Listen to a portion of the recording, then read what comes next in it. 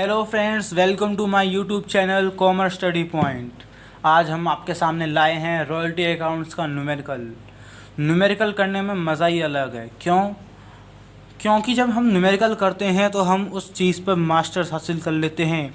Theory हम एक वक्त में भूल सकते हैं, लेकिन न्यूमेरिकल में हमें ध्यान देना पड़ता है स्टेप बाय स्टेप। और हमें लगता है कि इसमें स्टेप बाय स्टेप ध्यान देना पड़ेगा, और थ्योरी में तो जो मन में आया हम वो भी लिख सकते हैं बीच में।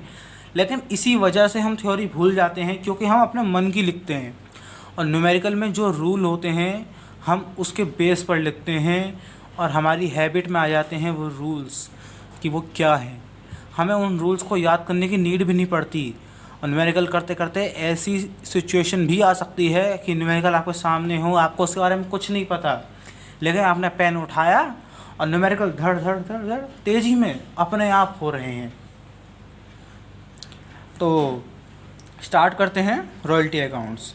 लघु कार्य की राशि को पट्टे के प्रथम कुछ वर्षों में वसूल करना। यहाँ बहुत सारी सिचुएशन होती हैं शॉर्ट वर्किंग को लेकर, मिनिमम रेंट को लेकर। तो आज हम लाए हैं सिचुएशन कि लघु कार्य की राशि को पट्टे के प्रथम कुछ वर्षों में वसूल करना। लघु कार्य शॉर्ट वर्किंग, जिसे लॉस कहते हैं लेसी के लिए, मैंने आपको बताया था कि लैंडलॉर्ड इस लॉस को रिकवर करने का एक चांस देता है और नहीं भी दे सकता है, वो उसकी अपनी मर्ज़ी है।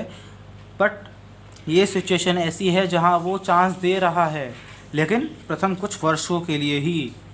ये नहीं कि जब तक आपके पास रॉयल्टी आप हमें दे रहे हैं तब तक आप करते रहेंगे, जब तक आपने मेरी खदान पट्टे पे ले रखी है तब तक आप लॉस रिकवर करते ही रहेंगे। यहाँ दे रखा है प्रथम कुछ वर्षों में, आप पढ़ सकते हैं सही से। आइए कॉन्ट्रैक्ट पढ़ते हैं और इसे सही से समझते हैं। कॉन्ट्रैक्ट है, ई कॉल कंपनी ने एक खान को पट्टे पर लिया। यहाँ आपको एक चीज़ क्लियर होगी, लेने वाला लेसी होता है, पट्टेदार। मतलब ई कॉल कंपनी हमारी लेसी है। उसके बाद आगे लिखा है इस कॉन्ट्रैक्ट में, अधिकार शुल्क की दर निकाले हुए कोयले के प्रति टन पर 37.5 पैसे है। 37.5 पैसे, यहाँ इसका मतलब ये नहीं 37 रुपये 50 पैसे। अगर ऐसा होता तो 37.5 रुपये लिखा जाता। यही गौर करने वाली चीज़ है, 37.5 पैसे का मतलब है 37.5 पैसे। यहाँ दूसरी चीज़ क्लियर हो जाती है आपको कि रॉयल्टी की रेट क्या है, रेट ऑफ रॉयल्टी क्या है, जिससे आप रॉयल्टी के अमाउंट आसानी से निकाल सकते हैं। फिर इसमें दे रहा है 30,000 रुपये प्रति वर्ष स्थिर किराया भी है। मतलब आपको तीसरी चीज़ भी पता लग जाती है कि मिनिमम रेंट कितना है, और एवरी ईयर का पता चल जाता है, क्योंकि यहाँ दे रखा है प्रति वर्ष। मतलब जब तक कॉन्ट्रैक्ट है तब तक के लिए मिनिमम रेंट हर साल का 30,000 रुपये ही है। उसके बाद कह रखा है, लघु कार्य राशि को पट्टे के प्रथम 4 वर्षों में अपलखित किया जा सकता है।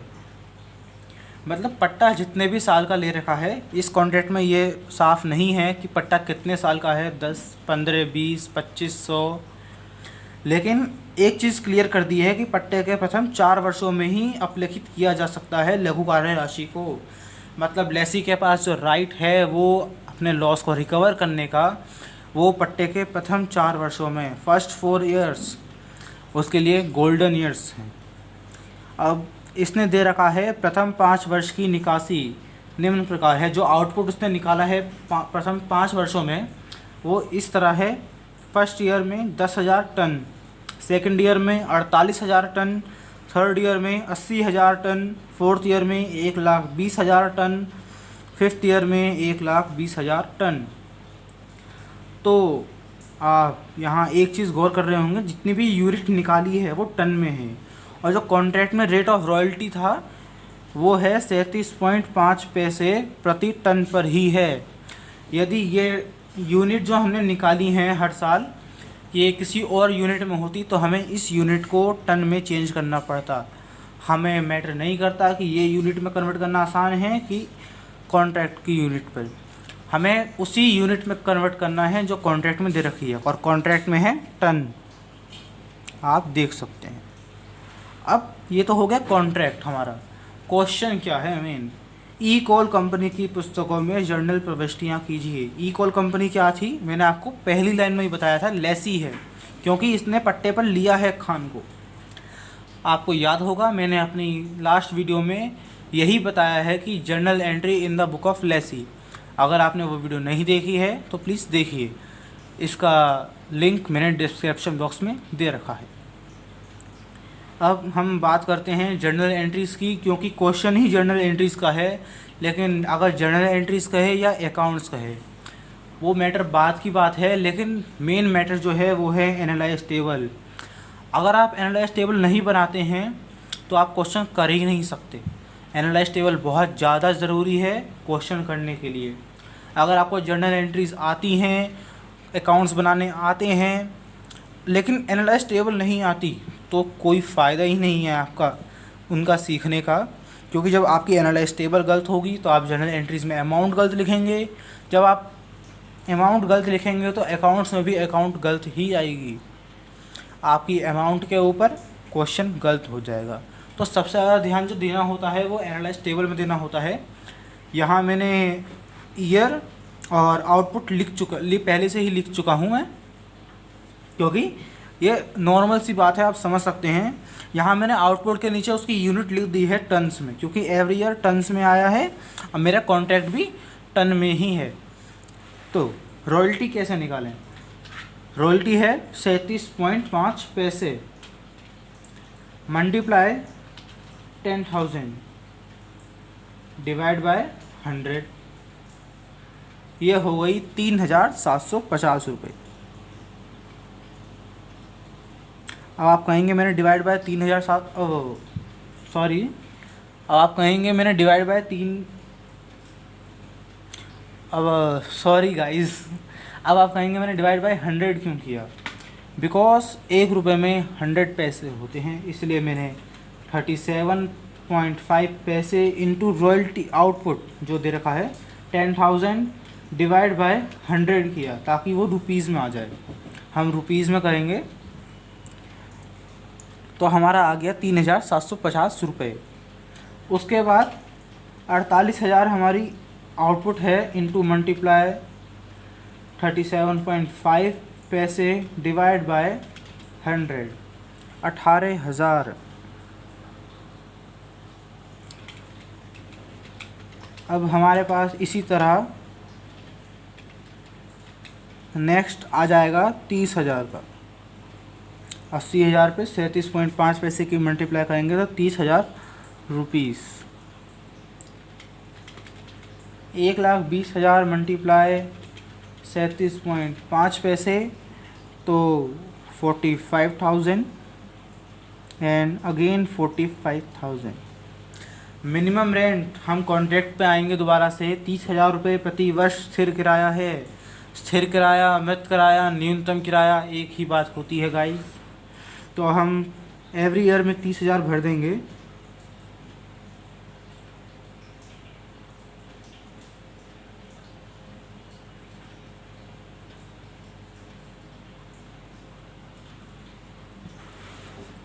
मैंने आप देख रहे हैं मिनिमम रेंट भर दिया है, रॉयल्टी मेरी आ चुकी है, आउटपुट क्वेश्चन से मैंने ले लिया है, ईयर्स भी उसी सीक्वेंस में ले रखा है जैसे क्वेश्चन में दे रखा है।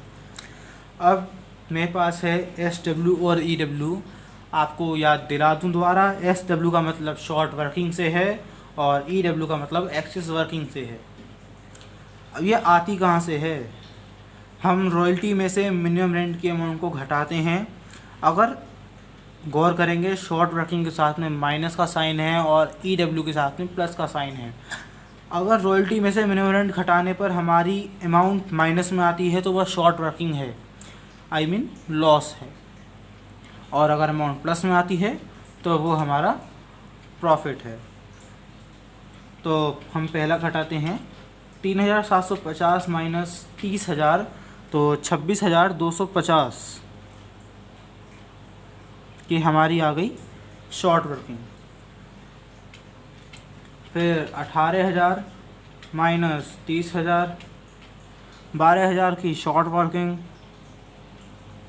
अब आप देख रहे होंगे रॉयल्टी भी 30,000 है और मिनिमम रेंट भी 30,000 है, तो घबराने की कोई बात नहीं है, कोई शॉर्ट वर्किंग नहीं, कोई एक्सेस वर्किंग नहीं। अब फिर हमारे पास है रॉयल्टी 45,000 की और मिनिमम रेंट 30,000 का, मतलब यहाँ हो गई एक्सेस वर्किंग, क्योंकि 45,000 में से 30,000 हटाएंगे तो प्लस के 15,000 आएंगे और नेक्स्ट ईयर भी सेम है तो 15,000। अब नेक्स्ट कॉलम हमारे पास है शॉर्ट वर्किंग रिक्यूब का। Short working रिक्यूब SW short working. यहाँ कॉलम छोटे होने की वजह से मैंने शॉर्ट फॉर्म में लिख दिया है, लेकिन मैं आपको समझा देता हूँ साथ के साथ कि क्या है शॉर्ट वर्किंग रिक्यूब। अब हम रिक्यूब वाली शर्त को दोबारा पढ़ेंगे कॉन्ट्रैक्ट में। शर्त ये रही, लघु कार्य राशि को पट्टे के प्रथम 4 वर्षों में अपलिखित किया जा सकता है। तो आइए प्रथम 4 वर्षों में निशान लगा लिए जाते हैं कि वो क्या है। फर्स्ट ईयर यहाँ रिक्यूब कर सकते हैं, सेकेंड ईयर कर सकते हैं, थर्ड ईयर कर सकते हैं, फोर्थ ईयर हम कर सकते हैं, लेकिन फिफ्थ ईयर हम नहीं कर सकते क्योंकि 4 साल तो हमारे ख़त्म हो चुके, तो हम करेंगे कहाँ से। आइए फिर शॉर्ट वर्किंग देखते हैं। पहले साल में हमारे पास लॉस है, जब हमारे पास सरप्लस ही नहीं है, मतलब एक्सिस वर्किंग है ही नहीं, तो हम रिक्यूब कहाँ से करेंगे। तो हमारे पास लॉस हो जाता है 26,250 का। सेकंड ईयर में भी फिर हमारे पास शॉर्ट वर्किंग आ जाता है, एक और लॉस आ जाता है 12,000 रुपये का। तो हम फिर से इस लॉस को प्लस कर लेते हैं अपने रफ साइड में, तो ये लॉस हो जाएगा 38,250 रुपीज़। थर्ड ईयर में हमारे पास कोई एक्सिस वर्किंग नहीं है, बट हमारे पास कोई शॉर्ट वर्किंग भी नहीं है, इसलिए हमारा लॉस अब तक 38,250 ही रहेगा। फोर्थ ईयर में हमारे पास 15,000 का सरप्लस है, और इसने कहा है पट्टे के प्रथम 4 वर्षों में अपलिखित किया जा सकता है। अब देखेंगे ये फोर्थ ईयर ही आ रहा है, मतलब हम यहाँ रिक्यूब कर सकते हैं। तो हम पूरे 15,000 रुपये का एक्सिस रिक्यूब कर लेते हैं। अब हमारे पास लॉस था 38,250 का, तो उसमें से हम 15,000 रुपये घटा देते हैं, तो हमारे पास लॉस बचा 23,250। अब हम उस लॉस को आगे देखते हैं, लेकिन आगे हम देख नहीं सकते क्योंकि कॉन्ट्रैक्ट में साफ कहा गया है कि पट्टे के प्रथम 4 वर्षों में ही अपलिखित किया जा सकता है। मतलब आगे जो सरप्लस आएगा उससे हमारा कोई मतलब नहीं है। हमारा जो मतलब है वो है सिर्फ पहले 4 वर्षों में, और पहले 4 वर्षों में केवल चौथे ही वर्ष में हमें सरप्लस मिला है, जो कि हमने यूज़ कर लिया है। तो हमारे पास लॉस बचता है 23,250 का। हम उस लॉस को उसी ईयर में ट्रांसफ़र कर देंगे प्रॉफिट एंड लॉस अकाउंट में, जिस ईयर में हमें कंफर्म हो जाएगा कि ये लॉस हमें फ्यूचर में कभी रिकवर नहीं हो सकता। फोर्थ ईयर में हमें कंफर्म हो गया कि ये लॉस कभी रिकवर नहीं हो सकता, तो हमने इसे लिख देते हैं P&L अकाउंट में। अब बात आती है पेमेंट की। पेमेंट बहुत मुश्किल काम है। पैसा जाता हुआ अच्छा लगता किसे है। मेरा तो मन करे पेमेंट दो ही नहीं, लेकिन भैया अकाउंट से पेमेंट तो करनी पड़ेगी, ईमानदार भी बनना पड़ता। क्या करें, हम तो भैया चाहते हैं कि कोई चीज़ फ्री में आए, लेकिन यहाँ है भैया पेमेंट मांग रहा है तो देनी पड़ेगी। पता लगे मुकदमा ही ठोक दे हम पे, हमें मुकदमे से डर बहुत लगता है जनाब। तो आइए पेमेंट कर देते हैं। तो पेमेंट की मैंने आपको शर्त समझाई थी अपनी वीडियो में कि रॉयल्टी और मिनिमम रेंट में जो अमाउंट बड़ी हो, पेमेंट हमेशा उसी की जाएगी। पहले साल देखेंगे मिनिमम रेंट बड़ा है तो हम मिनिमम रेंट का पेमेंट कर देंगे। दूसरे वर्ष में मिनिमम रेंट बड़ा है, हम कर देंगे। तीसरे वर्ष में देखेंगे कि मिनिमम रेंट और रॉयल्टी सेम है, तो फ़र्क नहीं पड़ता हम क्या पेमेंट कर रहे हैं, बट रॉयल्टी लिखा जाता है। अगर कोई पूछ ले आपसे कि अगर मिनिमम रेंट और रॉयल्टी सेम है तो पेमेंट क्या किया जाएगा, तो हम अगर अकाउंट्स के तौर पे आंसर दें तो वो रॉयल्टी आएगा, मिनिमम रेंट नहीं आएगा। तो हम 30,000 रुपये पे कर देते हैं। फोर्थ ईयर में रॉयल्टी बड़ी है हमारी 45,000 रुपये और मिनिमम रेंट छोटा है 30,000, लेकिन हमने जो सरप्लस है उसे यूज़ कर चुके हैं हम, इसलिए royalty minus short working रिक्यूब 45,000 minus 15,000 30,000 रुपये। उसके बाद फिफ्थ ईयर में 45,000 रुपये रॉयल्टी है और 30,000 मिनिमम रेंट, लेकिन हम कोई रिक्यूब कर ही नहीं सकते थे और हमने रिक्यूब किया भी नहीं है, इसीलिए क्योंकि कॉन्ट्रैक्ट में मना कर रखा है कि हम 4 साल बाद रिक्यूब नहीं कर सकते, इसलिए हम कंपैरिजन करेंगे रॉयल्टी और मिनिमम रेंट के बीच में कि कौन बड़ा है। तो रॉयल्टी 15,000 से बड़ा है, इसलिए हम रॉयल्टी की पेमेंट करेंगे 45,000 रुपीज़। तो यहाँ पर हो जाती है हमारी एनालाइज टेबल कंप्लीट। आइए इसकी जर्नल एंट्रीज सीखते हैं। जर्नल एंट्रीज का देखिए मैंने फॉर्मेट बना लिया है, मैं आपको यहाँ समझा देता हूँ।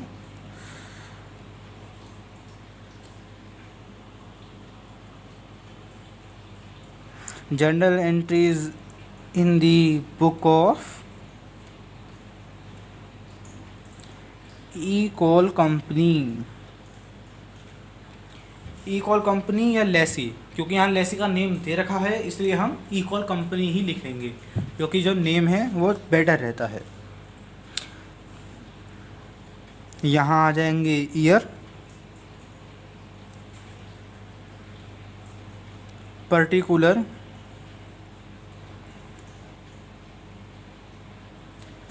एलएफ। आपके लिए एक क्वेश्चन, ये एलएफ का फुल फॉर्म क्या होता है, प्लीज़ कमेंट बॉक्स में ज़रूर बताइएगा। मैं आपको इसका आंसर नेक्स्ट वीडियो में बताऊंगा। Amount debit, amount credit. आइए तो हम खोल लेते हैं अपनी एनालाइज टेबल, क्योंकि हमें जर्नल एंट्रीज करनी है तो एनालाइज टेबल तो पढ़नी पड़ेगी। फर्स्ट ईयर में क्या था? फर्स्ट ईयर में है हमारे पास आउटपुट है 10,000 रुपये और रॉयल्टी है 3750, minimum rent 30,000, short working I हमारी 26,250 रुपये, पेमेंट हमने की 30,000 रुपये की। हमारा कोई लॉस हमने P&L में ट्रांसफ़र नहीं किया, ना ही हमने कोई शॉर्ट वर्किंग रिक्यूब की है यहाँ। लेकिन शॉर्ट वर्किंग हमारी आई है, तो एंट्रीज़ क्या होगी? मैंने आपको बताया था कि जिस वर्ष में आपके पास शॉर्ट वर्किंग होगी वहाँ एंट्री हो जाएगी क्या, बताइए। चलिए कोई नहीं, मैं ही बता देता हूँ। यहाँ एंट्री हो जाएगी royalty account debit,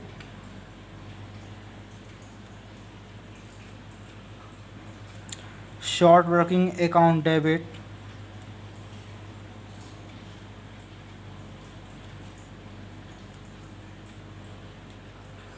to landlord account.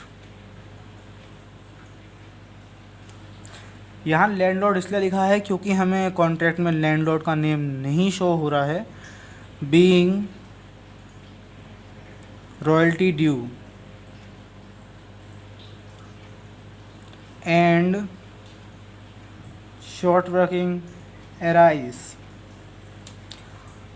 अब आप गौर करेंगे कि रॉयल्टी हमारी थी 3,750 रुपये की, तो हम वही काम करेंगे।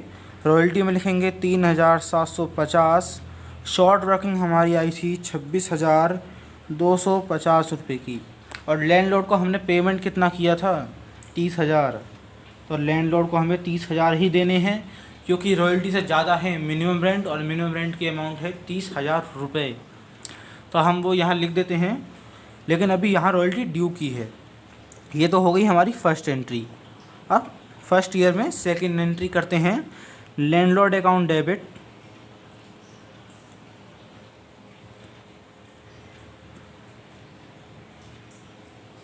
To bank account. मैंने आपको कहा था आपको बैंक या कैश में कुछ भी लिख सकते हैं, लेकिन मैंने आपको ये भी कहा था कि जो कंपनीज़ होती हैं या बड़े बड़े व्यापारी होते हैं, बिजनेसमैन, वो अपने अकाउंट्स ज़्यादातर बैंक से ही पेमेंट करते हैं और रिसीव करते हैं, इसलिए आप बैंक शो करेंगे तो अच्छा इंप्रेशन पड़ेगा। तो हम बैंक अकाउंट ही ज़्यादा शो करेंगे। आप कैश लिख देंगे तो ऐसा नहीं है कि एग्ज़ामिनर आपके मार्क्स काट लेगा, बट ये इम्प्रेशन की बात है, और रियलिटी में भी अकाउंट बैंक में ही किए जाते हैं। अगर वो कहे नगद किया जा रहा है तो कैश अकाउंट हम शो करेंगे, अदरवाइज़ हम बैंक ही शो करेंगे। बीइंग पेमेंट मेड, पेमेंट हमने कितनी पे की थी? 30,000। अब आप देखेंगे यहाँ लैंडलॉर्ड अकाउंट डेबिट 30,000 से हुआ है, और फर्स्ट एंट्री में लैंडलॉर्ड अकाउंट क्रेडिट हुए हैं 30,000 से।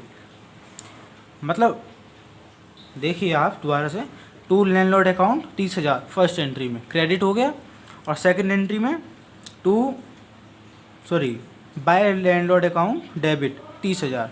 मतलब हम बात करते हैं डबल एंट्री सिस्टम पर, क्योंकि हम जो अकाउंट्स बनाते हैं डबल एंट्री सिस्टम बनाते हैं। डबल एंट्री सिस्टम में अकाउंट्स कट जाते हैं हमेशा, यदि कोई बैलेंस रहता है तो वो इन द फ्यूचर कट जाता है, लेकिन वो कटना ज़रूरी है। यहाँ लैंडलॉर्ड अकाउंट हमारा ख़त्म हो जाता है।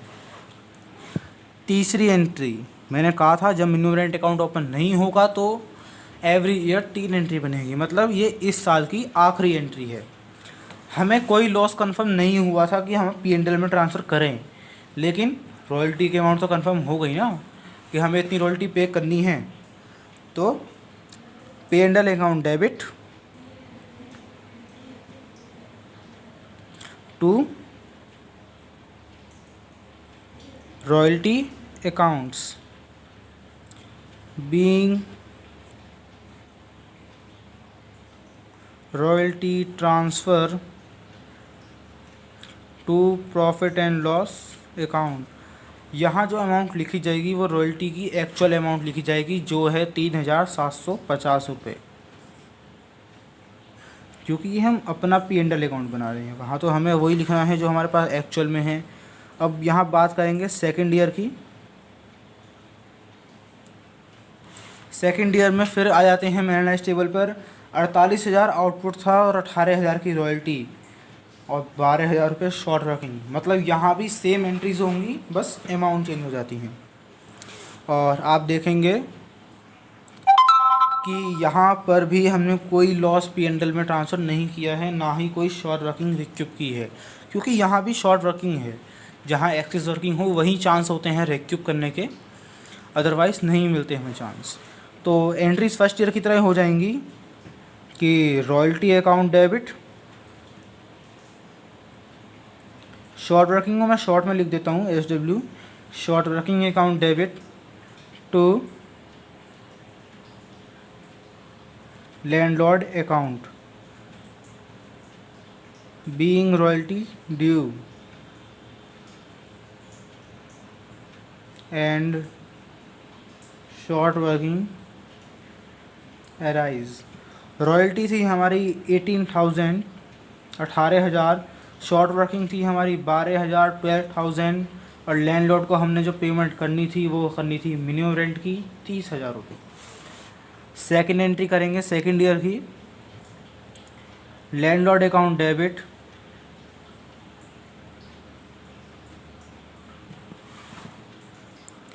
To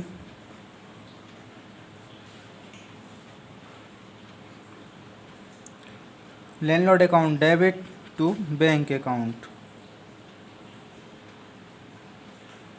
being payment made.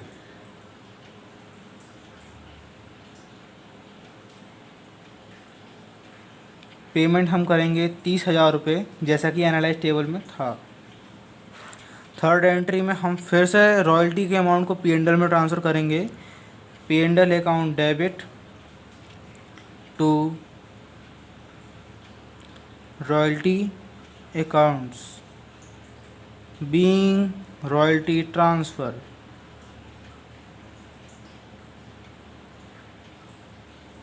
To profit and loss account. यहाँ रॉयल्टी की अमाउंट थी 18,000 रुपीज़। आइए करते हैं थर्ड ईयर की एंट्रीज। आई होप आपको समझ आ रहा होगा। अगर आपको कोई डाउट रहता है तो आप कमेंट बॉक्स में उसे बताएं, हम आपको पर्सनली भी समझा देंगे। मैं आपको कुछ ही दिनों में एक ग्रुप लॉन्च करूंगा जहां पर आप अपने वीडियोस से रिलेटेड डाउट पूछ सकते हैं, बट फ़िलहाल मेरे पास उस ग्रुप के लिए कुछ तैयारी नहीं है। थर्ड ईयर में हम पढ़ते हैं, थर्ड ईयर में क्या था। रॉयल्टी 30,000 की थी और मिनिमम रेंट भी 30,000 था।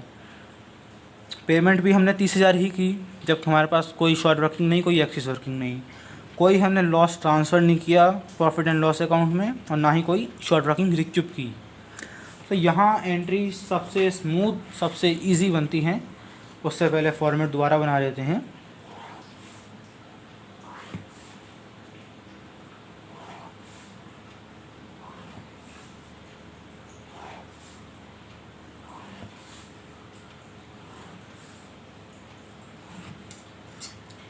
Third year,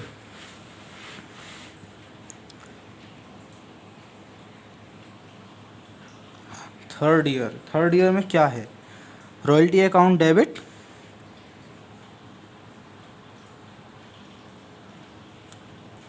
royalty account debit to landlord account being royalty due,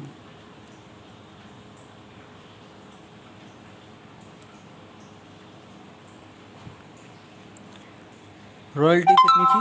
30,000 rupees.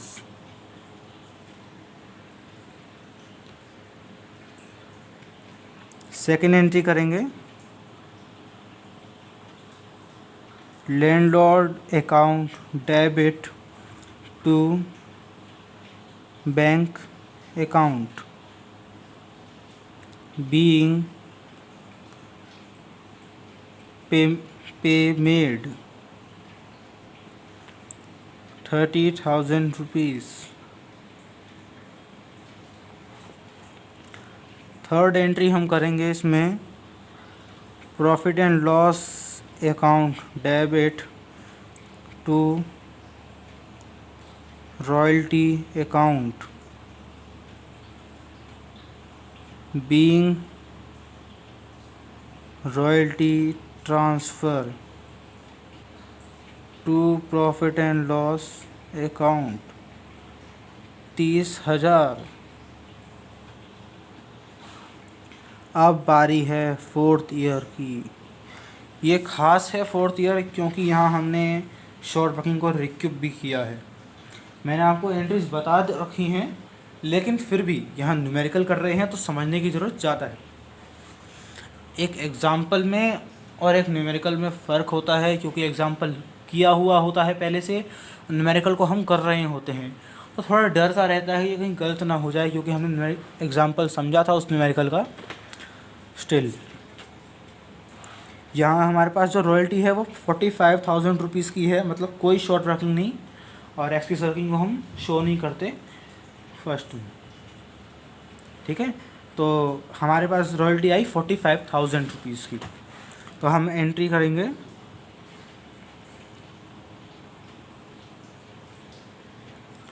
Royalty account debit to landlord account 45,000 rupees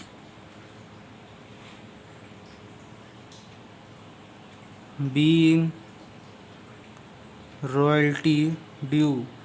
जब हमने ड्यू कर ली, हमें तब पता चला कि जो 45,000 रुपये फालतू हैं मिनिमम रेंट से, उससे हम अपना लॉस रिकवर कर सकते हैं, तो लैंडलॉर्ड हमें वो लौटाएगा। पहले तो हम उसे पे करेंगे, लैंडलॉर्ड अकाउंट डेबिट 45,000 रुपीज़ से, क्योंकि यहाँ क्रेडिट हुआ है 45,000 रुपीज़ से, to bank account and to short working account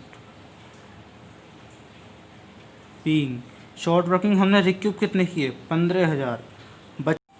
बचे कितने? 30,000 रुपये। तो 30,000 की हमने पेमेंट कर दी, क्योंकि हमें 45,000 रुपये पे करने थे, लेकिन लैंडलॉर्ड ने हमें 15,000 रुपये लॉस रिकवर करने के लिए दे दिए। तो हम उसे पेमेंट करेंगे कि जितनी हमें पेमेंट करनी थी उसमें से जितने हमने रिक्यूब कर लिए। लैंडलॉर्ड को पेमेंट करनी थी हमने 45,000 रुपये, और पेमेंट हमने की 30,000 की, क्योंकि हमने शॉर्ट वर्किंग जो रिक्यूब की है वो 15,000 रुपये की है। Being payment made and short working recouped. Third entry बनाएंगे हम, P&L account debit to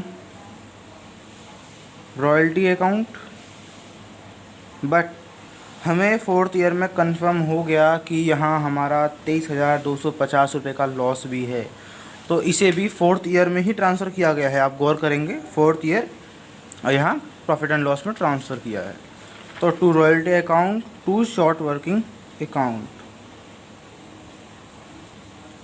royalty fourth year में कितनी थी? 45,000 रुपीज़। और लॉस कितना था 23,250 रुपीज़। आप देख सकते हैं टेबल पे। उसके बाद P&L में प्लस कर देंगे हम 258 और 68,250 rupees. Being royalty and short working money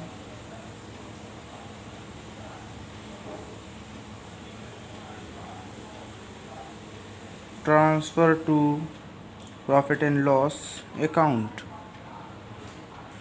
अब बारी है 5th ईयर की। यहाँ पर हमारी जो कॉन्ट्रैक्ट की शर्त थी कि शॉर्ट वर्किंग रिक्यूप करने का जो राइट मिला था हमें, वो ख़त्म हो चुका है। तो यहाँ से सिंपल एंट्रीज चालू होंगी। 5th ईयर में कितनी है, 5th ईयर पढ़ते हैं 45,000 रुपीज़ की रॉयल्टी है, 15,000 रुपये का सरप्लस है और पेमेंट हमने 45,000 रुपीज़ की है। लेकिन रिक्यूप कर नहीं सकते, इसलिए सरप्लस से हमें कोई मतलब नहीं है यहाँ। आइए करते हैं entries. First entry royalty account debit to landlord account being royalty due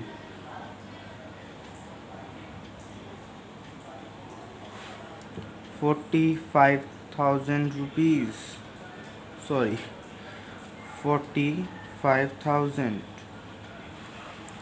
अब सेकेंड एंट्री करेंगे।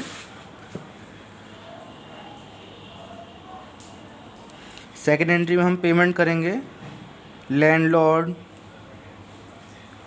Account debit to bank account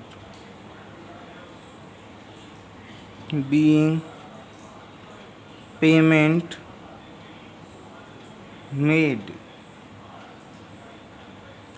45,000 rupees. Third entry simple है, हमें ट्रांसफ़र करना है। थर्ड एंट्री कर रहे हैं हम P&L अकाउंट डेबिट टू